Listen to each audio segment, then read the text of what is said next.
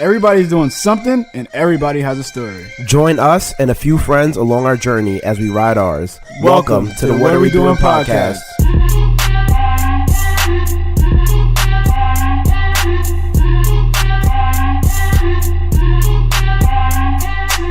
Yo, what is up, everyone? How was everybody's week? How's everybody's week looking?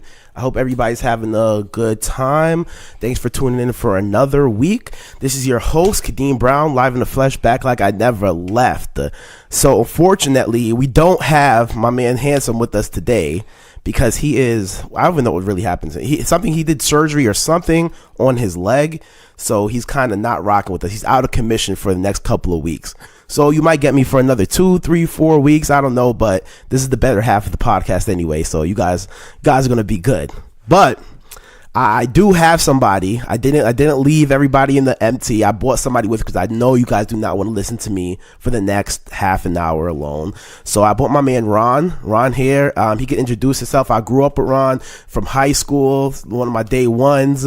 So he's doing his thing in the real estate game. So I feel like I would want to bring him on just to kind of ask some questions. I know a lot of people are looking to get into real estate and invest in, or they're just looking to maybe purchase their first house. Maybe you did have purchased your first house. Maybe you're looking for strategies to pay off your mortgage quicker, or just different strategies where to buy a property and things of that nature. So I wanted to just bring him on and just chop it up on his journey, how he got to a real estate agent, all the bumps, and yeah, rocking out. So welcome, Ron. How's it going? What's going on, Kadeem? Thanks for having me on here. No problem, We're bro. overdue. No problem. I know it's well overdue. We've been talking about this probably. You were supposed to be one of the first guests we had on this podcast. I know. But our schedules are just so crazy. But that's a good problem. So I'm not really too concerned about that. But what's up, bro? Like, where are you from? Tell everybody where you're from. Tell everybody what you do and everything like that. Oh, yes. I'll tell everybody a little bit about myself and my background. Ronald Chrichlow. I'm from Elmont, New York, Long Island.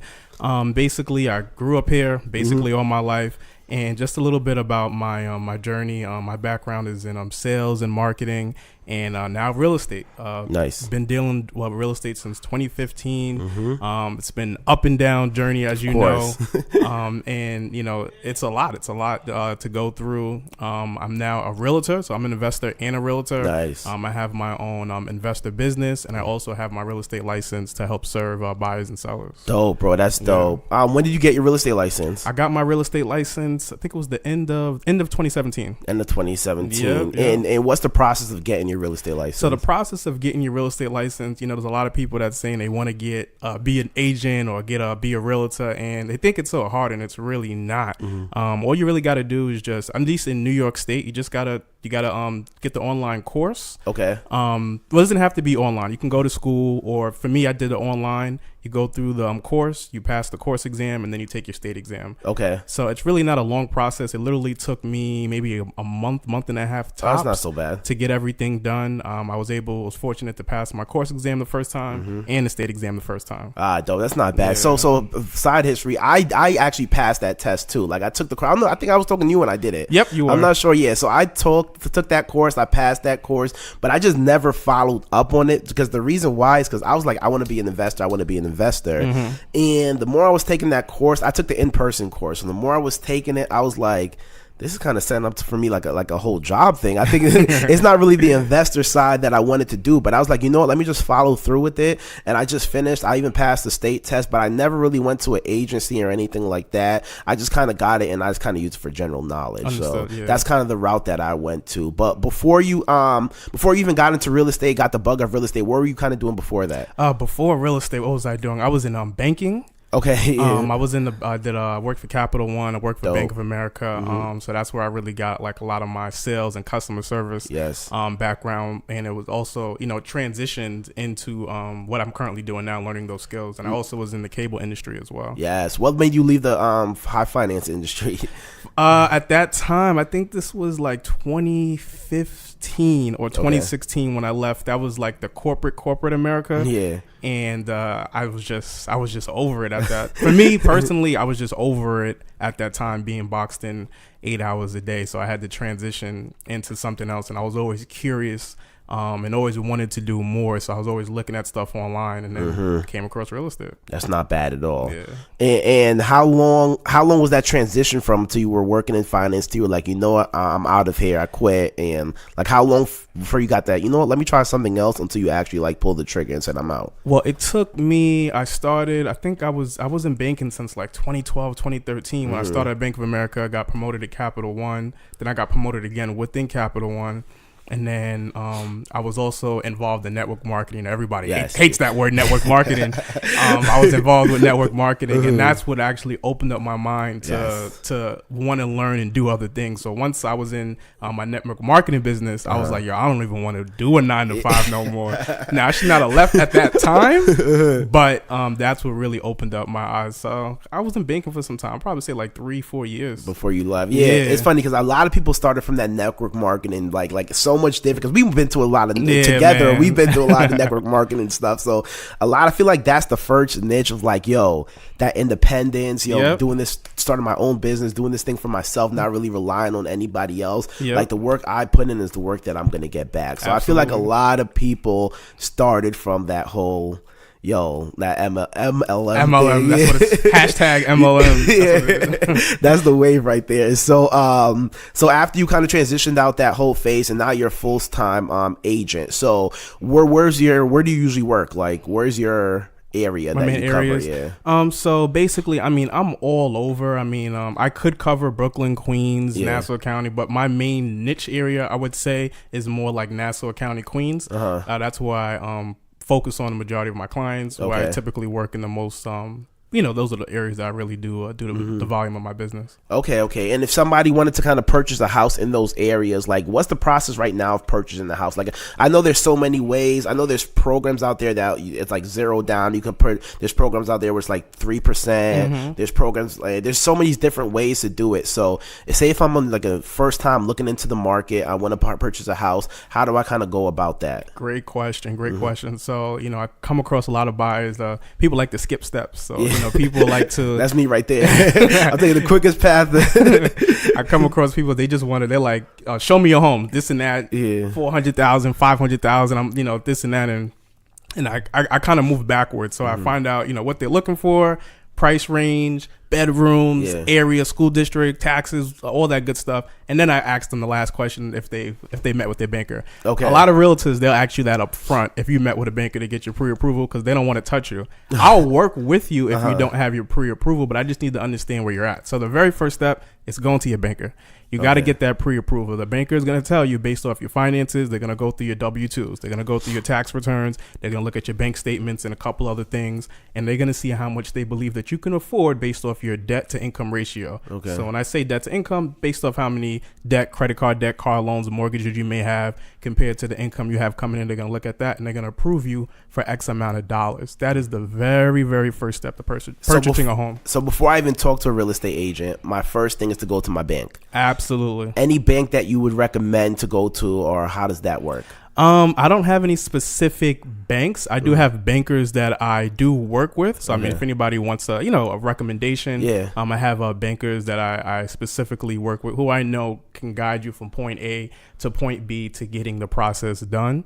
But most banks can get it done, or a banker can get it done. Okay, and we're going to leave all your information in the description. At the end, you'll say all your information as well, so they'll know exactly where to kind of get that information. So that's dope. All right, so the first step that I'm taking is kind of meeting with a banker, and after I get pre-approved for that loan or whatever like that, then I kind of know what my budget is, what I'm working with. Then I could kind of come to you, this is how much money I'm pre-approved from, and this is what I'm basically trying to do. Correct. All right, cool. So I like it. All right, so looking to buy your first house, how much money do you feel like I should have, like, to going into this whole thing? A great question. So that answer is all relative. It depends on your budget. So if you're looking for a $400,000 home, $500,000 home, $1 million home, and it all depends on what you want to put down. So for instance, you can get a home as little as 3.5%. Okay. With the FHA loan, which is a government-backed loan. So as low as 3.5%. And you can also put down, 5, 10, 20%. So it all depends on, what you may have saved up. If a family's giving you a gift or not. It's completely really up to you how much you choose to put down. But you do need to have some money saved up. And one of the biggest things I want to tell people is that there is life after you get your home. Yeah. So don't put all your money that you have in your savings into your home. If you have $20,000, don't put down $19,000 on your home and closing costs and leave yourself with $1,000 after you get your home. You gotta save yourself some money. I hate it because then you have to do repairs. I'm sure there's small repairs you have to do and other little stuff after Things that. happen once you get your home. It's a whole different beast. That's crazy. All right, so here I want to tell you my strategy. So I'm looking to maybe get a new home, maybe like in the next 3-4 years, something like that. I want to tell you my strategy and see if that works and what you think about it. I'm going to run past. I'm about to tell everybody my 5-year strategy right now. All right, so my thing right now. Can you explain that the 3% and the FHA loan really quick? Sure. So like basically with an FHA loan, you could put down as little as 3.5%. So for instance, I'm trying to think off the top of my head. Let's say you're getting a home for $300,000. Okay. What's the math on that? $300,000, maybe like it's like 30. No, that's probably less than that. I'll tell you right now, 300 times. I think it's like 3.35. Yeah. That's 1050. 10.5. Yeah, 10.5. Yeah. So on a $300,000 home, you could put down as low as $10,500. Yep. So that's basically how it works with the FHA. They have strict requirements when buying the home, so you got to adhere by their guidelines throughout the whole process. But you can't get in a home as low as 3.5%. Okay, boom. So that's the strategy that I'm looking towards, and that's strictly for like if it's your first per home you're buying. So the strategy that I'm trying to play is and run. Tell me if this is a good strategy or not. With that loan, you can get up to a 4-unit family house, right? Are you talking about the specific program or just in general? In general. Are you talking about FHA? Yeah, FHA. Yeah. Single family home. Yeah. So you can get up to a 4-unit. Correct. So my thing was try to get a 4-unit under that loan, and then I think one of the requirements also you have to live there for a year. Okay. You have to be in there for a year. Try to get that, live there for a year, and after I live there for a year, pull equity from that and purchase maybe like a condo or something else that I would want to personally live into, then have that as a rental property. That That's makes a good sense. strategy. That's a great strategy. One thing, I had put this on my post one day. It's good to, what I'm trying to do is turn myself and buyers into investors. So like what you just said is that you're basically looking to rent those units out, correct? Yeah, exactly. So a lot of folks, they buy one home and they have that one home for 30 years. Yeah. But if you buy one home a year, or if you buy your first home and then you immediately buy an investment property after that, or if you buy a 2-unit, a 2-family home or a 3-family home, instead of you working so hard, you're 9 to 5 every single day, or if you have a business to pay off that mortgage, you now have rental income from your tenants. So your idea is a great idea. Okay, cool. All right, that's one of the strategies I'm thinking about. So I got your blessings on that. Yeah, approval of that. So I'm gonna run with that, and everybody else can run with that strategy as well. Yep. All right. So you say you do. You're on the investing side and the real estate side. Like, what is the difference? I know a lot of people don't even know what the difference of it is. Like, what is it being a real estate investor? Got it. So there is a big difference, and the thing is that you got to understand both sides. So I understand the investing side before I became an agent. Yes. Which is pretty cool. And I actually linked up with a broker who is an investor, so he understands the investing side as well. So it benefited me. So as a real estate agent, you're either working with the seller or you're working with a buyer. And if you're working with a buyer, you're helping them find a home, and then you get a commission off of it. But if you're working with the seller, you're helping them sell the home, and you get a commission from it. As an investor, there's different tips and tricks that you could do to make money. So as an investor, you could, everybody knows the sexy term flipping houses, buy it for low, flip it, and then, you renovate it and then you make a profit. Yep. Or another one is called wholesaling. You don't never actually own the property. You just own the rights of the property through paper, and then you could flip it to an end buyer and investor. So you're actually you actually have the opportunity to make more money as an investor. One of the things that I'm actually actively working on right now as we speak is getting my home within the next 2 to 3 months. And then literally right after, if everything lining up correctly, it should, by December, have my first investment property as well.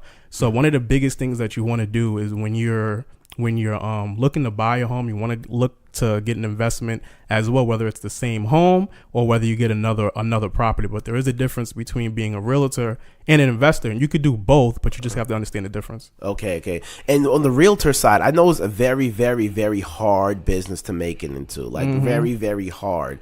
Like I don't even know. I know the success rate is super low. Like a lot of the turnover rate is super high as well. Yeah. Why do you feel like you're able? How long have you been in the industry for now? I've been in the industry since 2015, but I actually have my real estate license since 2017. So how are you able to like survive in this industry? And be able to, some people get maybe one house that they sell for the whole year. How do you consistently get property after property after property? So the biggest thing is like, it's marketing, knowing how to market yourself. Going to events is really big. I go to a lot of networking events. I meet a lot of clients. I meet a lot of investors.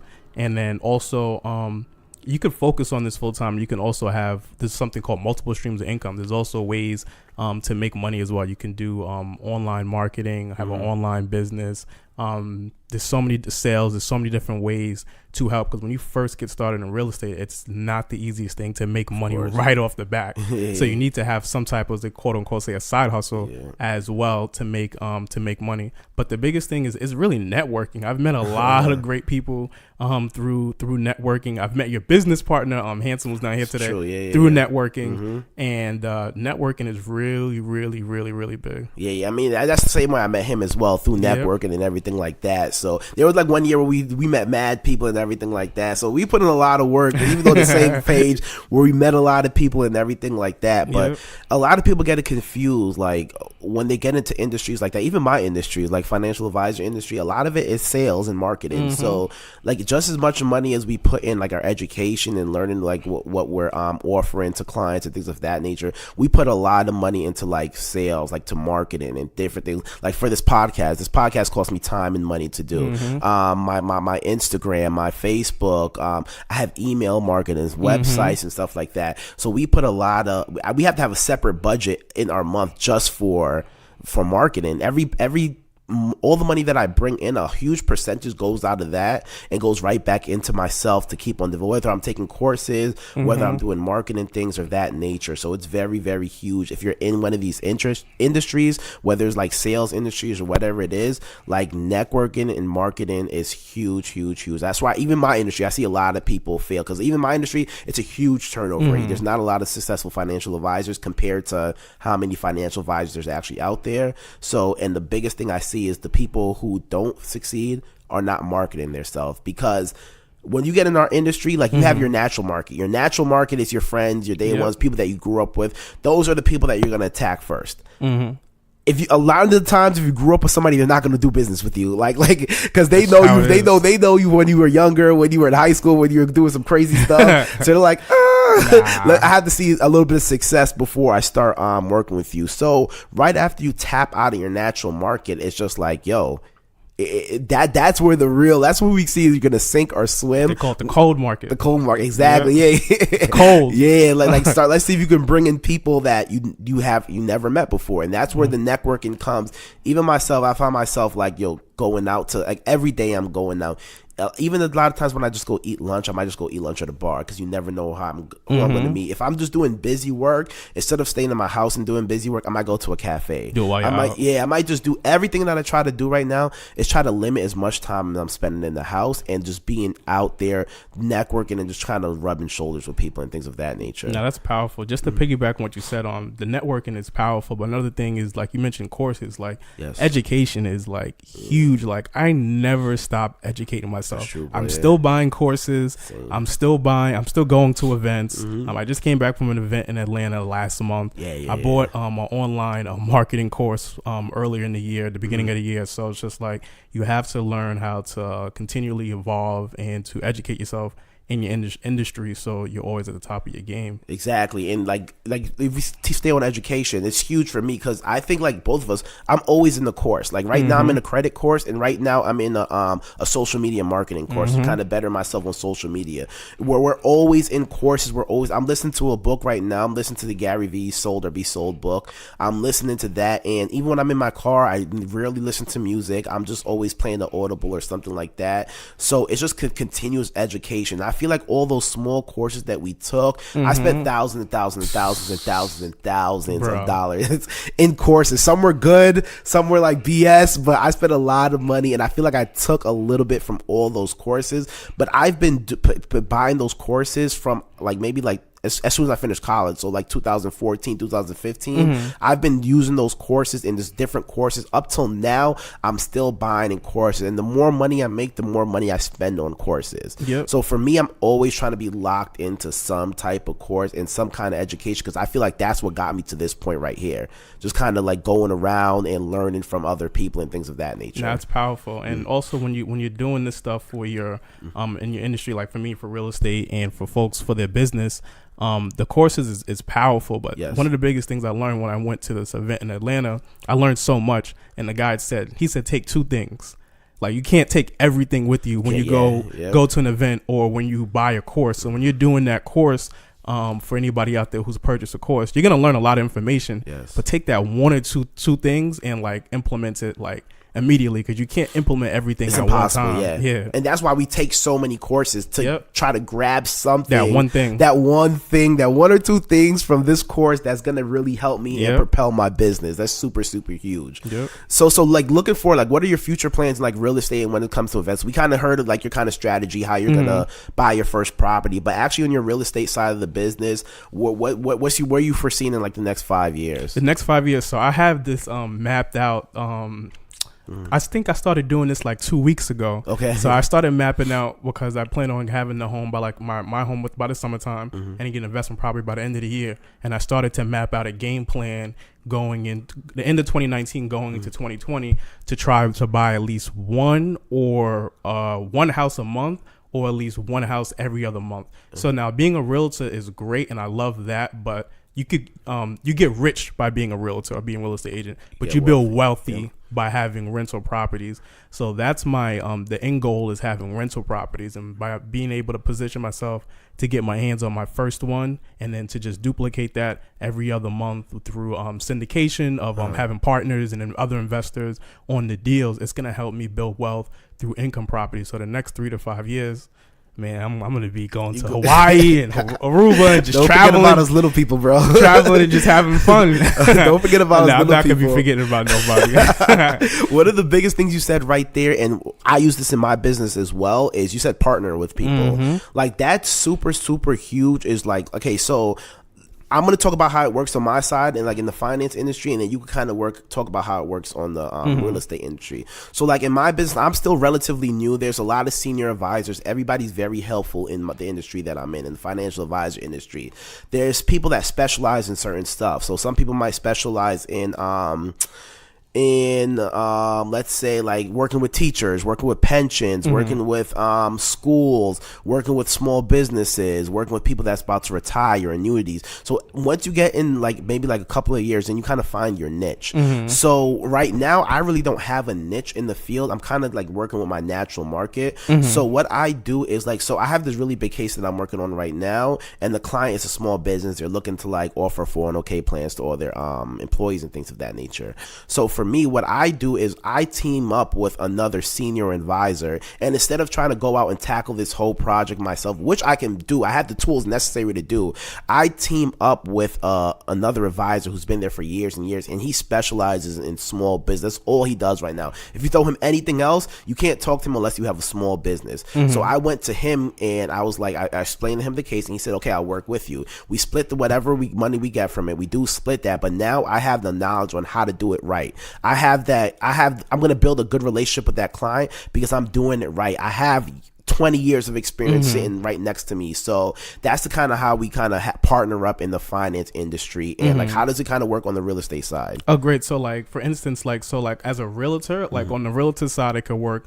Partner up is working with investors. So if you work with investors and you find investors properties that they want to buy at a discounted rate, once they fix it up and do all that good stuff, they'll then relist it with you. So now you'll get the money off. You make your commission off selling them the property, and then when they sell it after they, if you have a good relationship with them, when they sell it, once they fix it up, they'll relist it with you. So that's kind of like partnering, but that's building a relationship. Exactly. On the investor side, basically, if you find a home for $100,000, instead of you having to put up the $100,000 on your own and you assuming all the risks, you can find maybe 2 other partners, put up $33,000 each. Now you guys have equity into a $100,000 property, and you don't have 100% of the risk. Exactly, and you just keep doing that until you have that $100K to put up by yourself. Exactly. And you kind of know the ins and outs of it. Yeah, and it's funny because people with the money, they love making that money work for them. They love spending them. If it's a good opportunity, you can get somebody to really finance almost any deal that you find if it's a good opportunity. So a lot of people talk about, I don't have this much money, I have to partner up. Like the biggest thing is partner up. Like you cannot do anything in life by yourself. Absolutely. You have to have a team of people, even if it's just your team for the next 2 months or the next year or something like that. You have to use others people's resources to kind of get you to where you want to go and things of that nature. Absolutely. So, hardest part about being a real estate agent? The hardest part about being a realtor is, I'd probably say, well, of course, it could be up and down with the income, but also just loyalty. Clients, I'm a pretty good guy, but folks typically like me when I work with them, but you will find some folks. So I just real quickly, I had a client who was working with 2 agents, but they didn't let me know, and they were showing them the same exact property that I was showing them, and they had flew all the way up to Florida because they really liked the property that much. And long story short, they ended up going under contract with the other agent after I showed them the property twice. What? Yeah, but I have good relationships in the business. The agent, they told me everything about what was going on and things like that, and but that deal never ended up falling through for them. So it's just like everything always happens for a reason. So it's like they cut me out the deal, they went with somebody else, and then they eventually they didn't end up getting the home anyway.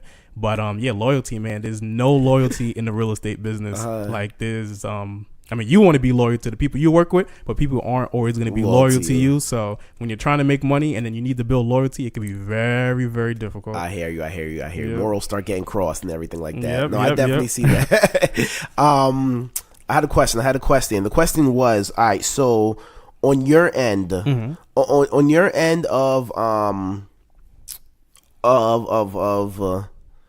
trying to build yourself in this and everything, like establishing your credibility. I know real estate agents, I feel like I hear a lot, like you might get one check here, one check there. How do you kind of keep that consistent? How do you kind of budget yourself for that next check and things of that nature? Gotcha. Yeah, you just gotta be good with your money. Gotta have understand your finances. Financial advisor. Speak to highlight Kadeem. You gotta be good with your finances. You gotta be very, very sound and understand. You just got to keep planting seeds. So as long as you're always going after the next client and you always have a pipeline, like I always have a pipeline. I'm on the phone making phone calls. I'm doing stuff online. As long as you always have a pipeline, then you'll be fine. If you don't always have a pipeline, then that's going to be difficult. And then also when you're first starting out, if it's the only thing that you're doing, it's going to be very, very difficult to try to get into real estate. Because you're going to have the emotions of trying to make money and then trying to pay your bills at the same time. And that could be very stressful when you have a disloyal client. Bob from Florida. Exactly. So you gotta have a game plan. You gotta have everything mapped out. Your industry and my industry comes with a lot of disappointment, like a lot of disappointment. What are some strategies that you use to get through your disappointment? Well, I am very well personal developed. Thankful from hashtag MLM. Yeah, big facts. From network marketing, I'm personal developed, so I'm very good with handling disappointments. I know how to handle myself.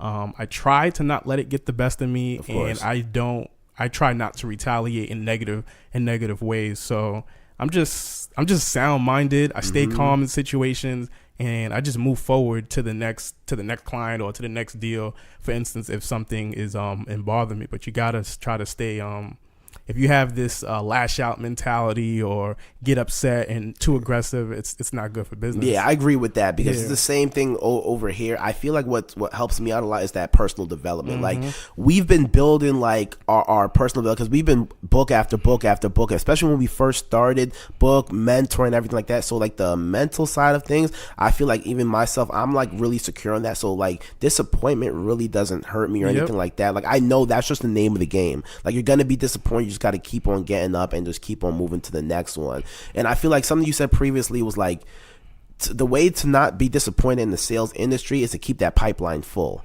If you're not keeping your pipeline full, and what I mean about that is your leads. If you're not constantly, because what people do is they have a good month and then they kind of stop doing the things that they did to get them to that month. And what's going to happen is that's going to catch up to you where now your month is going to slow down and you're going to like, I need a client. I need to find a client. I need a client here.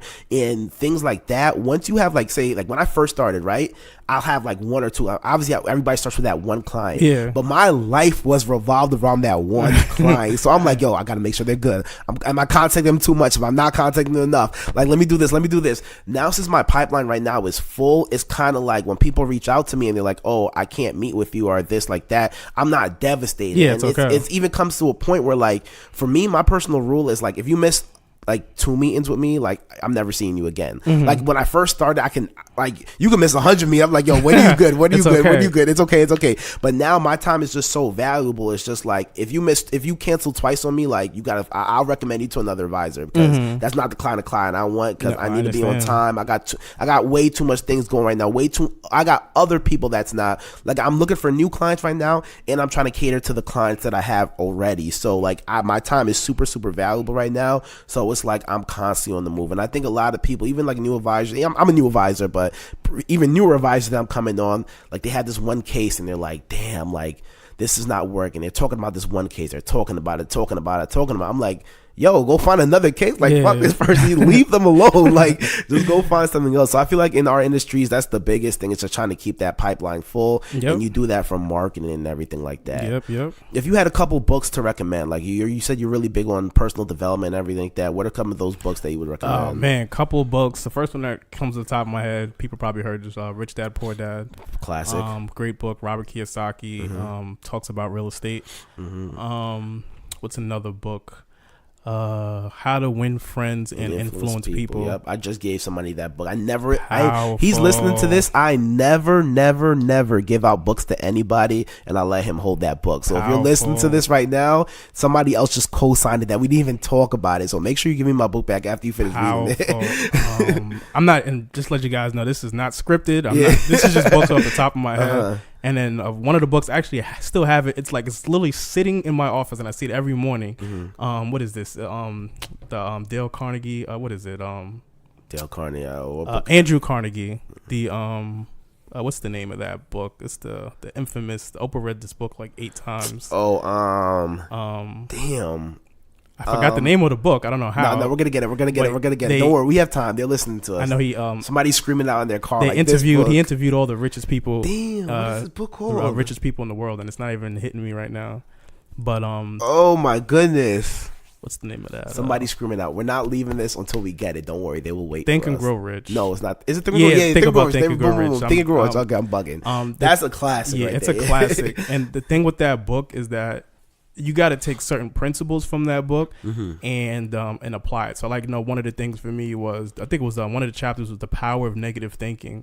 And I mastered that chapter. Like I can't stand negative energy or negative thinking. And it's just so powerful for somebody trying to do better for themselves, entrepreneurs, or just whatever it is you're trying to do. You got to learn how to factor out and filter out the negative thinking. So those are 3 books I could go on, but I can't give it one. No, that's it. I think those 3 books are core. All those 3 books I've read personally, and all those books have different things that will help you with a lot of personal development. And before you even get into like niche stuff, like maybe finance stuff or real estate stuff, you should start at that core of just personal development. Because if you don't have that, like he said, he mastered the course of negative thinking and like things like that. If you don't have that structure and that base, no matter what else you do, it's like it doesn't really matter about anything. Yep, that's true. It's the one of my mentors said, we probably heard this before, somebody who wins the lotto and they go broke. Yeah. So it's not about how much money you have. It's about how much you have upstairs. So if you don't have it upstairs, you're not gonna be able to handle $1 million once you get it. But if you have it upstairs, when you get $1 million, you could turn it to 10 million. Exactly. And the two things I tell my clients all the time is, if you have $100 in the bank and you have $1 million in the bank, if you don't know how to manage your money, it's the same. You're going to lose it probably just as quick as you're going to lose one another. And if you can't manage, this is for advisors, if you can't manage $100, you can't manage $1 million. And it's kind of the same things, even when it comes to investing. It's the same things and the same principles that you will kind of do if you had $100 or if you had $1 million. It's the same. A lot of the stuff, I have clients that make $500,000 a month, and I have clients that make $500 a month. It's almost a lot of the same strategies that maybe a little stuff are a little different because of risk tolerance and things like that. But it's almost the same things that you're doing, whether you're making X amount of dollars or X amount of dollars. So it's the same principles. Nothing really changed. It's just having that discipline and having that mindset to be able to do that. Like a quick story, I'm working with one client right now, and when I first sat down, this is one of my first clients. When I first sat down with him to get him to invest, I think it was maybe like $250 a month or something like that. It was like pulling teeth. Like, I'm like, bro, you have the extra cash. You came here, you're a young age. I think he's like 22 or 23. I'm like, yo, perfect. I'm like, yo, I'm telling him, like, yo, you're the perfect age. I'm like, yo, this is all you got to do. Boom, boom, boom. And you're good. So getting it, he's like, oh, I spoke to this person. They said it's not good. I spoke to this person. We finally like had a couple meetings. We're like, bro, give us a chance. Like, give us a chance. Let us make it happen. He's like, okay, I'm going to trust you with this. Boom. Because $250 to some people, that's a lot of money. But even if, like, say his excess cash a month, I'm making this up, is like $1,500. He has that extra a month. And I'm just asking, let me get like $250 so we can start working to something. And it's just like, it's super uncomfortable for a lot of people to make that transition. But like, this is like maybe like 6 months, 7 months fast forward. I gave him a couple books to read and things like that. He's hitting me up. Oh, I think we should increase the investment. I think we should do that. I'm like, yo, chill out. Like, now you're jumping the bridge. We got to like make this go a little bit, and then we'll keep on increasing here on out. But it's like, when you get education, you're more comfortable with stuff. You're more comfortable with losses and things of that nature, because you kind of know what's going on. Yes, sir. So anything that we did not touch upon that you would like to touch upon? I think we basically touched on everything as far as for the most part. All right, real quick. So let's get over real estate, finance, and everything real quick. Well, this is kind of finance. When we were originally supposed to get you on this podcast, we were originally supposed to talk about like Bitcoin. Okay, so that's how far along that we were supposed to have. That was over a year ago. That was over a year ago. Yes. Yeah. So that's how far this has been. So let's talk about the state of Bitcoin real quick. Okay. So like Bitcoin, cryptocurrency, as we know, it's the market went down. Yes. Do you still have faith in the whole cryptocurrency? I do have faith. Okay. I still follow it. Oh man, I had so much faith in the end of 2017. And I ain't gonna talk to retire, right? Yeah, man. I ain't gonna talk numbers on here, but I was on my way. Yo, I know, bro. Oh, I remember. And then the market went down, and it went down. It just went down and down and down, bro. I remember the numbers we were talking around there. Yeah. I remember. I do believe there's whether it's Bitcoin or just other cryptocurrencies in general, there is a market for it. They are solving some problems that other companies just can't do based off their technology. So there's going to be a space. I don't know if it's going to be 2019 or 2020 or 2021 where it rises back up. Yeah. But there is going to be a point where crypto, I don't want to just say Bitcoin, but cryptocurrency in general will flourish. Folks already made millions of dollars off of it. Yes. It's just the time when I got into it and investing in 2017. I got in at a good time, but you never got out. Yeah, I didn't get out. But who know? You don't know. You don't know. Yeah. You don't know. Especially it's so volatile, so up, it's so down. So you don't know. But there's going to be a market for it. I'll be honest with you. Right now, I still buy to this day. Okay. I still buy too. Now I don't buy as much as I did back then, but now is a good time to buy. I mean, the prices are ridiculously low around for cryptocurrencies, and those are the type of things where you just want to hold on to it for a period of time and 2 to 5 years to see what happens. It's funny. Yeah. I'm doing the same exact thing. Yeah. I buy a little bit here and there, and the kind of analogy that I kind of think about it is The whole cryptocurrency thing came out in like around 2009, around 2010. Yeah. It took from 2009, 2010 to 2017 for it to really boom. To get to crazy. So you gotta think about that. That's like 18 years, something like that, almost 20 years that it took for it to really boom. Yep. Like you, if you invested now, you have to at least give it 20 years to see what happens. So I still have a couple of $1,000 locked up in there, and I'm just like, I'm just holding, I'm just riding it. I look at my portfolio every day. It brings tears to my eyes.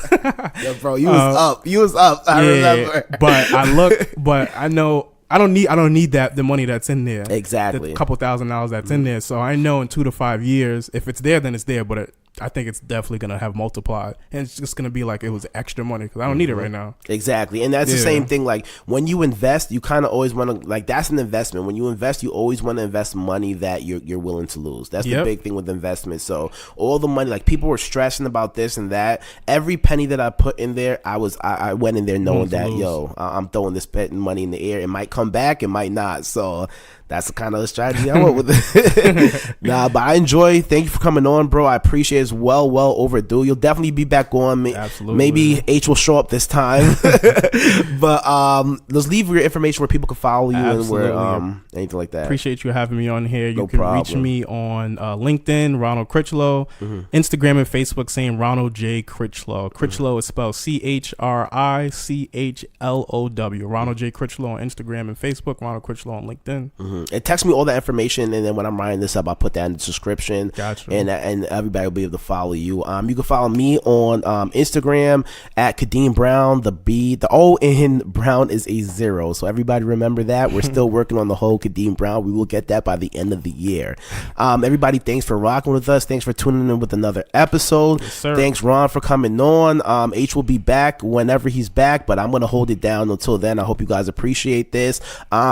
H usually leads off with a quote, so I don't know if you have a quote that you want to leave off with. Do I have a quote? No, put you on the spot. You have a couple minutes. Don't worry, they'll wait for a good quote. Do I have a quote? I would say, hard work beats talent when talent fails to work hard. That was good. Oh, let's go. All right, everybody, take care. Bye.